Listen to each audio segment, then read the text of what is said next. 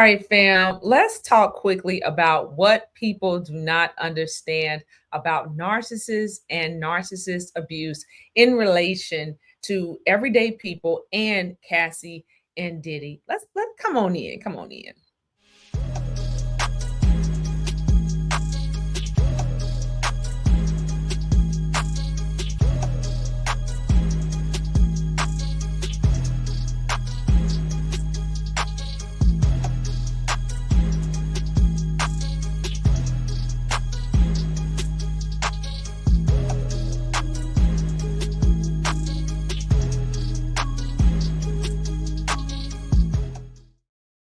All right. Hello, chain breakers.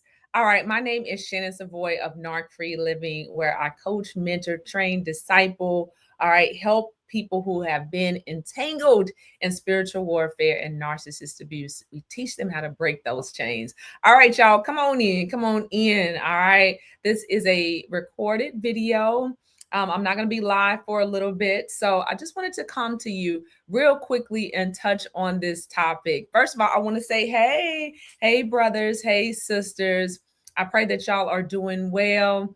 This is a biblically based channel. So we always look at things from a spiritual perspective as well as the natural perspective. All right. We know that the enemy comes to kill, steal, and destroy. And one of the ways that he does this is through narcissists, all right, or what the world calls narcissists, what the Bible calls scoffers, or we know that this is spiritual warfare, right? For those of us who know, this is spiritual warfare. So let's talk quickly about this, all right? So what are some things that people do not understand about narcissists and narcissist abuse that you wish people knew? And as I hear people talk about the Cassie and Diddy situation, you can tell it's people who have never been in these type situations, or they have been in these type situations and they themselves are unhealed. So they don't know, they enable, all right, or they have empathy or sympathy, or they empathize with the abuser instead of the person that they are abusing. And I don't know about you, but I've been seeing a lot of support for Cassie. Thank God. All right. And I've been seeing support for Diddy as well. And to me, that is just crazy. That is really crazy. All right, to empathize, not that you don't have compassion for people, whether it's Diddy or whoever. We know as believers, we pray for, as God leads us, we pray for everybody, right? But to have more compassion for wolves than you do sheep, it tells a lot about the mindset of people and where we are today as a society, right? So here are 10 things, and I listed some of these in my newsletter as well, what we wish people understood about narcissist abuse, or what people get wrong. All right. And number one, I'm going to tell you about narcissists and narcissist abuse, or even domestic violence. It's not always physical. All right. Narcissists often engage, or not often, it is psychological and spiritual warfare of epic proportions. It is manipulation. It is gaslighting. It is control. It is coercive control. It is covert. It is sinister. And it makes it harder to identify and prove. I've heard some people, not that they wanted to be physically abused, but it would have been almost easier for them to go through physical abuse in order to prove that they've been abused. You get what I'm saying? And some people have been in that situation, and then the courts may have taken their lives a little bit serious if they could prove that they were abused. But with psychological and spiritual warfare, it's hard to prove. It's hard to prove the gang stalking, isn't it? It can be hard to prove the monitoring spirit, can it? All right. So number one, abuse is not always physical, but it is diabolical, and it is psychological and spiritual warfare. Number two, narcissists are master actors. They are master manipulators. They have been this way for a long, long time. It didn't start with you. And unfortunately, unless they get the help and deliverance, it's not going to end with you. They're going to continue to do the same things. The game, listen, the faces change, but the game remains the same. All right. So a narcissist doesn't change. They simply change. They simply modify their behavior. And then when they get with the new supply is going to find out just like you did. All right. That it's not all sunshine and roses. All right. Roses really smell like boo-boo. Okay. They gonna see. They gonna fool around and find out just like we did. So they are master actors. They wear masks. They are charming to the world. They are cunning. They seem talented, often even philanthropic. All right. To their victim behind closed doors, that is the one that knows them the most. That's the one that knows all sides of the narcissist. See, the mama may not know, the family may not know, the father may not know, but that person that lives with the narcissist, that's the one that lives, that hopefully lives to tell the tales. To the victim, they are controlling, they are cruel, and they are dangerous. All right. And you and I, who are spiritually inclined and discerning, we know that Jezebel, listen, is submitted to Baal. We know that narcissism, what the world calls narcissism, is really Lucifer. Narcissus in the Bible is framed after Lucifer. All right. And we know that Jezebel is submitted to Baal. That is Jezebel's God. Okay. So from a spiritual perspective, you are dealing with legion. You are dealing with someone who is submitted to Baal. All right. You are dealing with Python spirit. You are dealing with the Leviathan spirit. And you definitely are dealing with the Jezebel spirit. You're dealing with a legion of spirits, that Baphomet spirit, that transgender spirit, that all of that. All right. They like men. They like women. They like, listen, a narcissist is buy, try, listen, whatever it takes to get that supply. That's what a narcissist is. All right. So you can play with it if you want to, but their goal is to keep you in demonic soul ties. Okay. Trauma bonds, soul ties, ley lines, whatever you want to call them. That is what the narcissist is here for, to keep you entangled in spiritual warfare and to give those demons legal rights to your spirit. Before I go too deep. All right. So let's keep it moving. Number 3, it is a demonic spirit. It is demonic spirits, not just a disorder. Narcissism operates through a spirit of Jezebel. All right. It's not just a personality issue.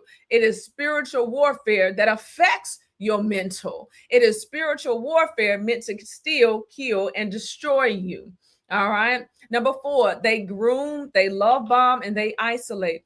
It starts with flattery. It starts with fake love, fairy tales. Cassie was set up by Diddy. Cassie never stood a chance. When you don't know how narcissist operates, you are like a lamb getting led to slaughter. You are a sheep getting led to slaughter. Think about us before we had an awakening of what narcissism was. We were like sheep getting led to slaughter. We had no idea that there were people in this world that act one way in front of different people, and behind closed doors, they are doing something else. We didn't know people like this really existed.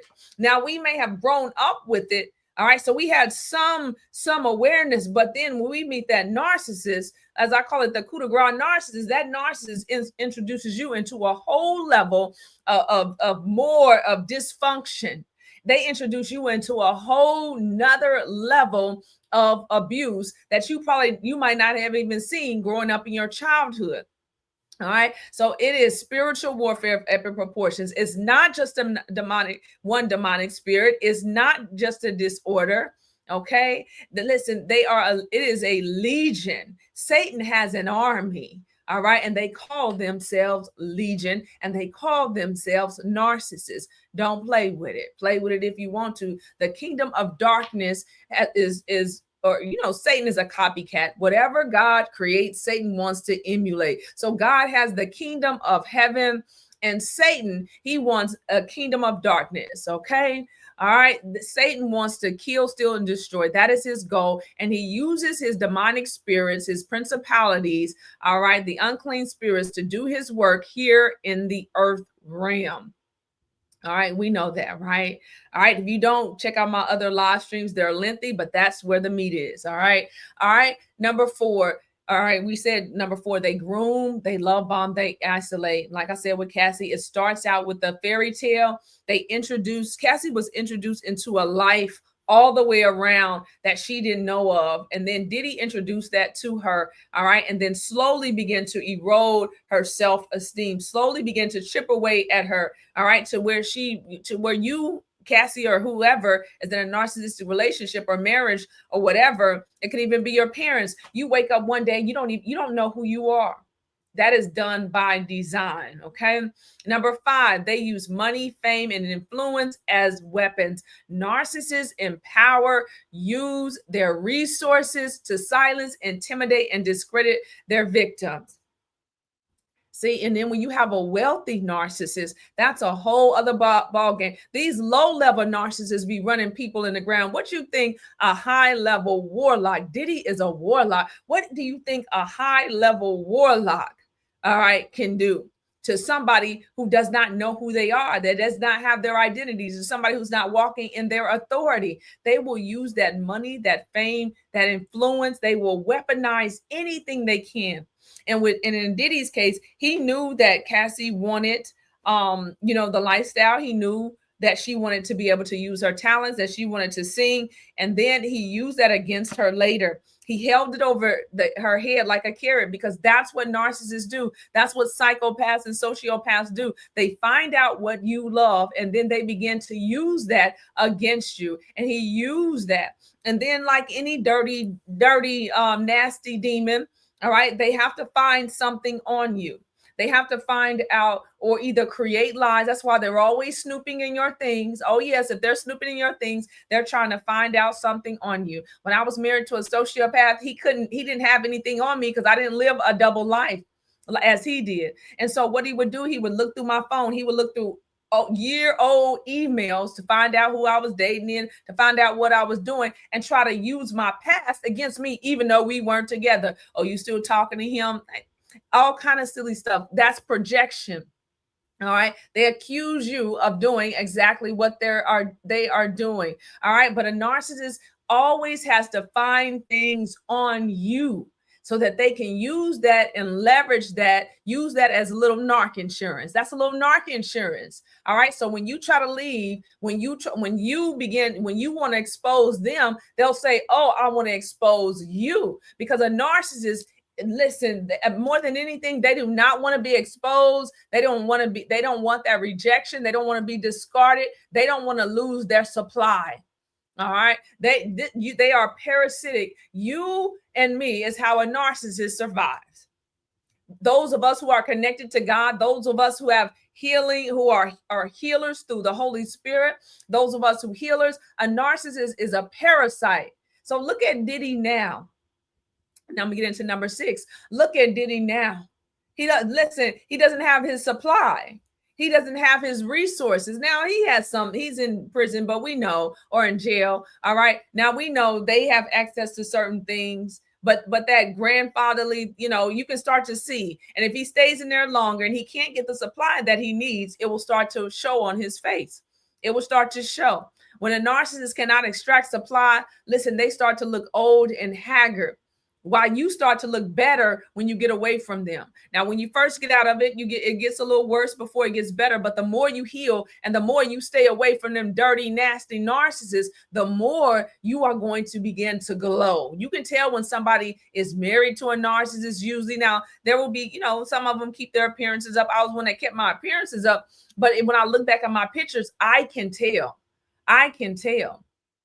All right. But when you get away from that parasite that's leeching on your spirit, that is siphoning your soul, you are going to begin to glow up. They need you, and you're going to figure out you never needed them. But they condition you to think that you need them to blow up, that you need them to advance your career, that you need them to sustain your life, and you don't. You only need Jehovah Jireh. All right. All right. So they use whatever they can, once they figure out what you love, if it's children, if it's your parents and they're narcissists, they know you, or they think they know you. They know a version of you. They know the unhealed version of you. All right. So whatever it is, they think that they know you, and whatever that is, you got to submit that to God so they can't use that over your head. If you did something like what Cassie did, if you did dirty, nasty stuff with a narcissist, get ahead of your story. Do you understand me? Don't let that narcissist use your story against you. Get ahead of that. Get ahead of that. And I commend Cassie for doing that. All right. Number 6, the victim is conditioned to protect the abuser. I did a video years ago about if you protect the narcissist, if you lie for the narcissist, you will live. If you live, you will live to regret it. If you lie for a narcissist, you will regret that. They will make sure that you regret it. All right. So don't lie. Listen, I'm telling you, if you're doing that, repent. Listen, ask God, listen, to make that, to restore you. Do not lie for abusers. But when you're in it, you are conditioned to protect the abuser. They preach loyalty. All right. They preach it. Everybody around them is so loyal to them. You see it. All right. And then trauma bonds, soul ties, Stockholm syndrome, manipulations, survivors and victims start to think that this is love or that they're to blame. Do you understand me? This is psychological captivity. They are conditioned to protect the abuser. When I look at interviews of Cassie, when she was talking to, I forgot who, Leon Talley and some other people, and you could tell that like the person wasn't really acknowledging Diddy in that instance. And what she did, she put her arm around him. He pulled her, like the body language. You could tell like the body language was, she was in a way trying to protect him, in a way trying to pull him in. You know what I mean? And so you learn to protect them all the while they're abusing you behind closed doors. Okay. So victims are taught or brainwashed and conditioned to protect the very person that they need protection from. Okay. Number 7, public image doesn't equate to private truth. The public image does not equate to the private truth. Just because someone is praised publicly does not mean that they are a safe person privately. Don't confuse the stage with the spirit. Because this is what people can't do. They can't separate Diddy or R. Kelly or the Weinsteins or the Epsteins. A lot of them still follow those people. All right. All right. They still follow those people. And I saw an interview of a man where he was saying, what was the man? Cassie was getting interviewed and he was saying, yeah, I met Diddy. He's a nice person. See, people confuse Diddy bopping on the stage with who he really was. So the private person, I'll send this message. The private person and the public person, they're two completely separate people. Who you are behind closed doors, you should not transform. But narcissists are transformers. They're Decepticons. They transform into angels of light when they really are, listen, agents of chaos and destruction and darkness. All right. There's a duality to them. All right. There is a duality to them. So just because someone is praised publicly does not mean that they are safe privately. Don't confuse the stage with the spirit. All right. Let me text my dad. Okay. All right. Number 8. All right. Leaving isn't simple. Why didn't she just leave? Why didn't he just leave? All right. Now we know that there are several components to leaving. Listen, you have to play chess, not checkers. And I talk about that in my book, Breaking Free from Domestic Violence. All right. Get it. It is a survival guide to reclaiming your life and freedom. I talk about different things that you need to do or that you can do. All right. To break free from abuse.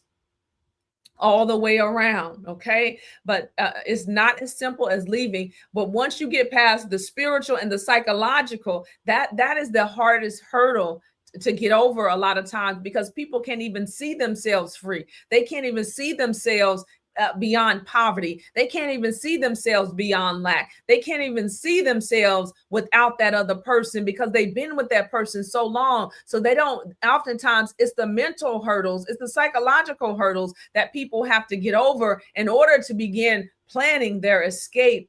But a lot of times people say, well, why didn't you just leave? And a lot of times the abuser was saying, I saw Diddy say, to one of the girls in Diddy Cassie or something. I didn't tell you to do that. I didn't tell you to leave.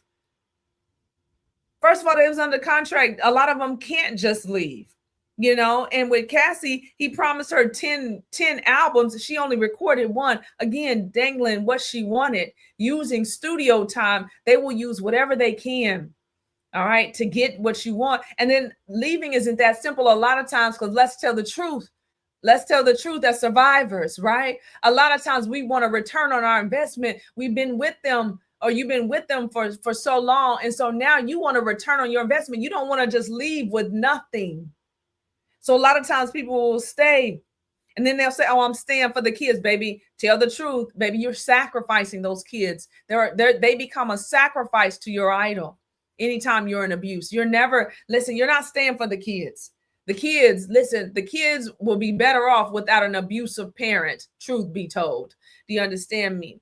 But they stay because of fear, because of threats. And I'm not minimizing that. Those are real situations. I remember reading somewhere that Diddy said that he would kill her mother if she left. All right. And I believe that he would. All right. If he blowing up people's cars and doing all this stuff, allegedly, that, this man was a menace to society. So victims stay because of fear, threats, financial dependence, children, or spiritual manipulation. It takes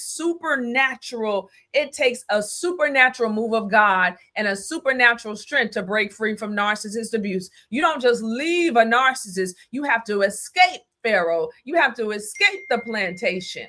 All right. Number 9, victims are often re-victimized. That's a big one. By the media, especially if you have a higher level one. Listen, for the low level ones, you get ostracized from your family, from your friend, from your circle, from the court system. If it's a parent and your parent is a narcissist, all right, a lot of times, listen, they have painted you as an ungrateful child or something. So even in the church, all right, any sector, okay, any system, they have tried, a lot of times, listen, the narcissist has tried to paint you out as some, crazy, bitter, unforgiving person. All right. So the victim is often re-victimized by the court, by media, by systems, by church, by society, by the families. You're called bitter. You're called liar. You're called a gold digger. You're called crazy. All right. So society will re-victimize you. All right. So listen, it is what it is. You have to rise up above that noise in order to break free. Okay. All right. Number 10, the final point. Your voice is a weapon. The narcissist never counts on you breaking free because they try to break your soul in the process. The purpose of the narcissist is to come break your soul. Diddy wanted to break Cassie's soul, but I'm so glad she has a husband that loves her. And people are so silly as to think that the first time he's hearing that stuff was on the witness stand. Do you understand me? Speaking divorce over them. No, that man, listen, don't you know? And some of you may have diseases, you may have whatever it is, done the dirtiest, nastiest, rottenest things with somebody. Don't you know that Jesus can clean you up? Some of you have been addicted on drugs. All right, addicted to alcohol because you wanted to numb the pain. And that's why they were doing so much drugs. All right, you have to get into a certain state of mind to let somebody urinate in your mouth. Do you understand me? To let strangers ejaculate over you. And I'm using the term, okay? We got to be able to talk about this even in the church. You have to have a certain state of mind. Do you understand me? And I listen, that's not a place that I know. But I know what survivors, I hear it daily being a coach of things that people have done. And it's the shame that tries to keep you from using your voice. Break the silence means you break the chains. Don't uphold the code of silence. Don't live in shame. Shame while your abuser. And this is a lot of times you'll see you're trying to heal from what they did. And they're out in the public living la vida loca. They're out doing whatever with the new supply. Can you imagine dating a high level warlock who people seem to love? Who wicked women will go to lengths to protect his chief of staff, all the people that enabled that system. So when one survivor speaks up, it gives others permission to live free too. Your voice is a weapon. I'm so glad. I don't care what people have to say about Cassie and what she did. All right. What she did, she broke free. She's remarried. She has children. And I pray more than anything that she goes through spiritual deliverance, not that, spiritual new age and the occult and, nam yang ring and get into all the other stuff. My prayer for her is that she breaks free, that she really breaks the generational curses by the grace and the power and the anointing of Jesus Christ, because she is chosen.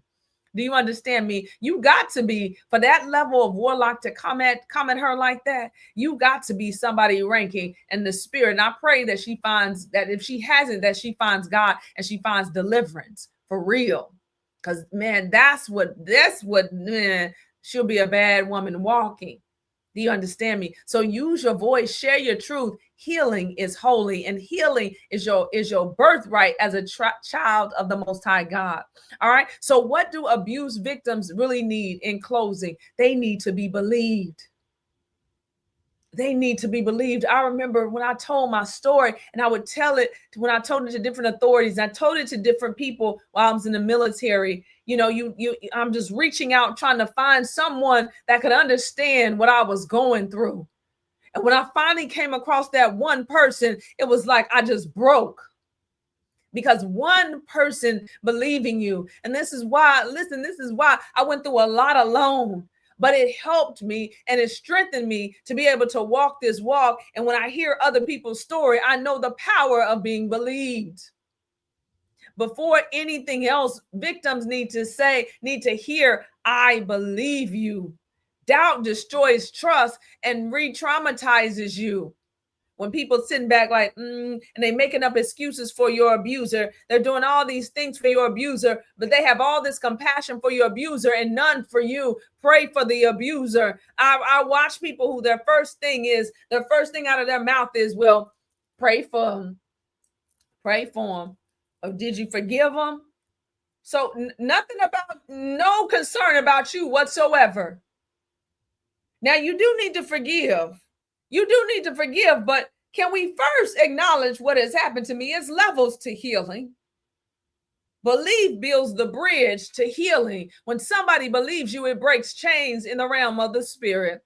Number 2, safety and physically, emotionally, and spiritual safety. I don't put my inner child. I've went through a lot of healing, and I still got a long way to go, but I've come a mighty long way. How many of you have come a mighty long way? Put that in the comments if you've come a mighty long way. Victims need to feel safe. And this is why I don't put myself, when I deem that somebody is not emotionally safe, I disconnect. Why? Because listen, first of all, I'm in a space where I'm healing. Do you understand me? And so I put people in categories. Is this person safe?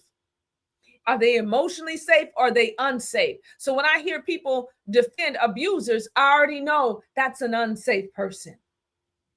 That person goes in this box. All right. Because as a survivor of abuse and domestic violence, I need to feel safe. My husband is a safe space. My home is a safe space. My children are safe spaces. I go into space. I create safe spaces for survivors. All right. So victims need to feel safe from harm, from judgment, from retaliation, shame. This includes safety in the church, at home, in therapy, and online. All right. Check out my message on abuse by proxies. When your therapist, when your pastor, when your leader is a narcissist, that will help you. Number 3, they need validation, not silence. I remember when I told, when I finally told my relatives what had happened, I got silence. That silence is meant to invalidate you. You don't need silence. People need support. That was wrong. That wasn't your fault. You didn't deserve that. Silence and minimizing, won't you go apologize? Putting all the onus on you. I'm not saying there will be no accountability on your part, because you do have to take accountability to heal. But at that time, you don't need silence and minimizing what was happened to you, because we've done that to ourselves. We've beat ourselves up, all right, a lot of times. So they don't need minimization to protect the abuser and not the victim. Number 4, you need trauma-informed support. That means coaches, such as myself, all right? Counselors, ministers who understand narcissistic abuse, spiritual warfare, PTSD, trauma bonding. That you need people around you that are a part of your A team. I tell people, build your A team, a coach, a counselor, wise counsel around you. You need a therapist, all right? Not every friend or a pastor is equipped. Send them to someone who is. All right. And people say, well, my friend, I have a supportive family. That's good. But if your family, if they don't understand narcissist abuse, you need a therapist or a space that does.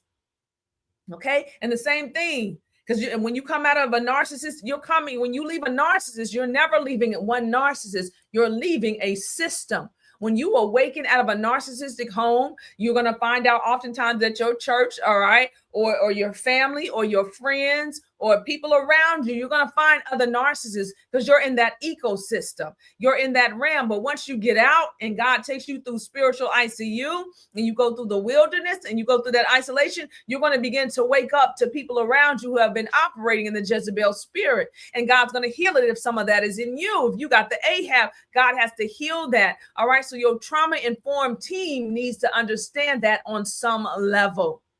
There's levels to this. Number 5, you need help.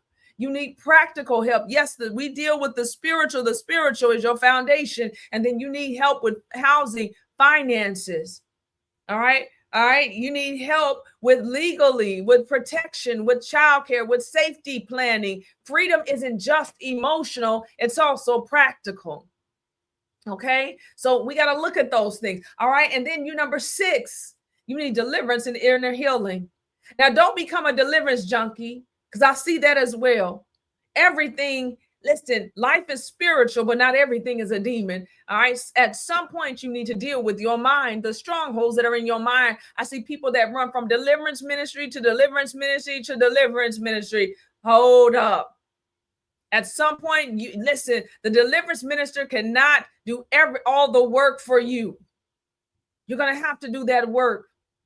Because you're dealing with soul wounds. You need soul healing. Deliverance is, of course, is for your spirit and your soul. All right. But at some point, you got to unpack the mother wounds, the father wounds, the soul wounds, the rejection, the demonic oppression, the depression and anxiety, the CPTSD, the PTSD. You also have to uncover the spiritual components from abuse.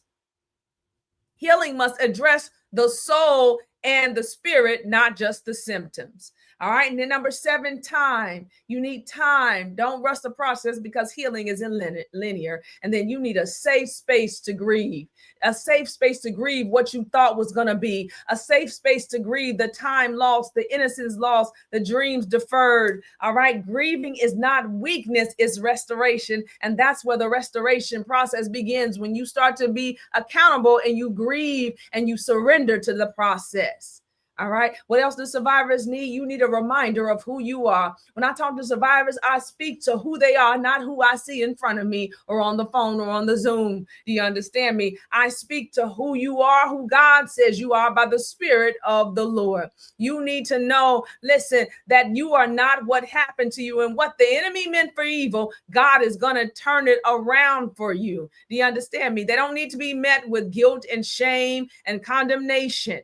Okay. And then you need permission to use your voice. Your voice is a weapon. Your voice contains power. Your voice contains authority. When victim speaks, chain breaks, not just for you, but for your bloodline and for others. So let this be your reminder that you're not crazy. You're not too sensitive. You're not lost. You're not too far gone. You were abused, and now you are healing. Now it's time to truly break those chains. So I just wanted to leave you with that message. Put anything that you want to address as far as the Cassie and Diddy case. What things are you taking away from that? What do you wish that people knew about abuse, that is coercive control, that is mind control, and that it's witchcraft? I wish that people understood that's really what abuse is. All right.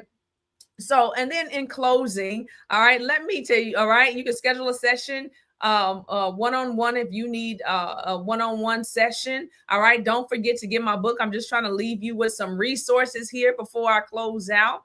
All right, follow my husband over at Faith-Based Workplace as well. And then thank you to all of you who bought the book, Rising from Narcissist Abuse. Okay. And then my husband and I have a content creator workshop, and I hope you join us. Registration is open. So God bless you. May God continue to heal you. Leave your comments below. I really want to hear them. All right. I will see you next time. Don't forget to keep those notifications on, and I'll see you around. God bless you. Let's continue to break those chains.